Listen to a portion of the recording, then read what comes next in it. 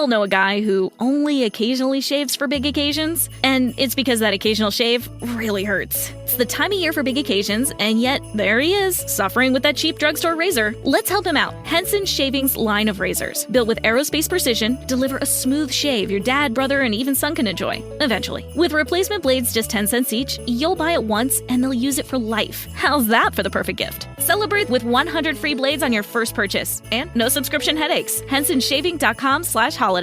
Monetizing digital services since 2004. Boosting the entertainment industry by making digital content accessible for everyone. AWG, where innovation meets monetization. Good day, everyone, and welcome to the Astronomy Daily Podcast for Wednesday, the July 12th, 2023. My name is Hallie, and I will not be your host for today, and as usual I have my favorite human in the studio with me. We are trying a little experiment as we both have free time today and to try and keep the interesting astronomy news flowing for our listeners. So over to you, Tim. Astronomy Daily, the podcast, with your host, Tim Gibbs.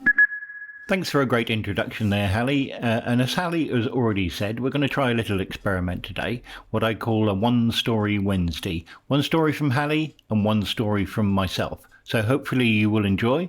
And as usual, you can leave feedback on our Facebook page.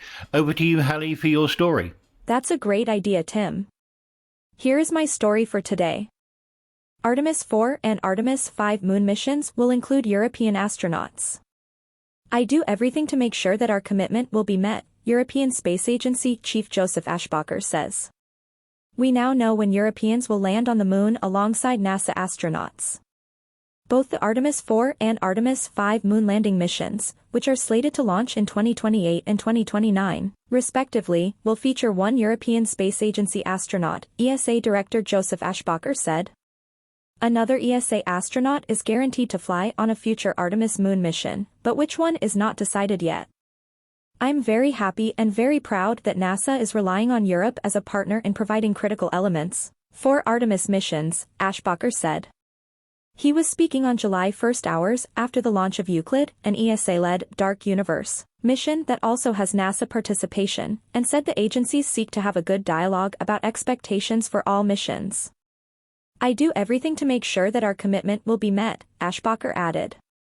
ESA was an early signatory to the NASA-led Artemis Accords, which aim to set a path for moon exploration and to establish international peaceful norms for space exploration. The addition of India and Ecuador last month brings the number of Artemis Accord signatories to 27. Europe is also contributing the service module, which supplies electricity and other resources for NASA's Orion spacecraft, which will carry Artemis astronauts to the moon. And ESA is supplying, in partnership with Japan, a habitat module and a refueling module for NASA's Moon-orbiting Gateway space station, a key piece of Artemis infrastructure. ESA officials previously said that, in exchange, the agency will receive 3 flight opportunities for European astronauts to launch on Artemis missions, but did not name those flights. ESA also continues to send astronauts to the International Space Station, including Denmark's Andreas Mogensen, who is set to launch on SpaceX's Crew 7 mission on August 15. European astronauts, slated to launch on shorter ISS missions, are also in training with the private company Axiom Space, which uses SpaceX hardware for space missions. Marcus Want, from Sweden, will be the first of the group on AX-3, set to launch in late 2023. Artemis missions are already underway. In November 2022, NASA launched Artemis 1, an uncrewed round-the-moon trip that sent several mannequins and science experiments on a test of Orion and the Space Launch System rocket. The first crewed mission of the program, Artemis 2, is expected to launch in November 2024 to go around the moon and back. Its quartet of astronauts, named in April 2023, will be the first people to head toward the moon in more than 50 years. Canadian Jeremy Hansen will fly with 3 NASA astronauts in exchange for Canadarm3, slated to launch to Gateway later in the decade. The Astronomy Daily Podcast.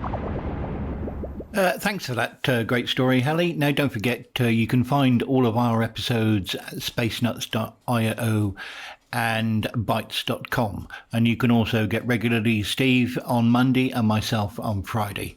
Now, down to my story for today. India and the UK to connect their space clusters, UK Science Minister has said. India and the UK are also discussing how they can better harness low Earth observation orbits and the regulation of satellite communications, he said. Ramping up their cooperation in the area of space, India and the UK will connect their space clusters, starting with Leicester Space Park. UK's Minister for Science, Research and Innovation, George Freeman, has said. He also said that India and the UK are also discussing how they can better harness low Earth observation orbits and the regulation of satellite communications. According to Freeman, both countries are also keen to work together in the field of nuclear energy and looking forward to collaborating on nuclear fission and nuclear fusion. We are looking to connect the UK space cluster parks with Indian space parks, starting with Leicester, so that we can grow the space economy and nurture the skills for the new generation of young Indian scientists working in the UK and innovators in a commercial space economy.